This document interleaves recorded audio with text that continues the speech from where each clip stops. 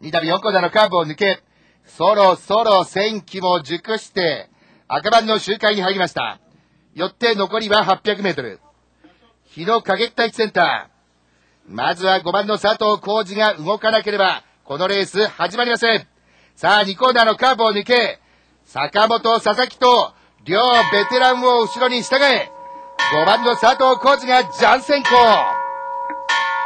坂本、佐々木と追走に、8番の高橋、須藤裕太と、結果難関両名が中断。一方、叩かれた1番の小島正明は、まくりとなって6番手。逃げる佐藤浩二。一方、1番の小島6番手。さらには先まくり。4番手、地元。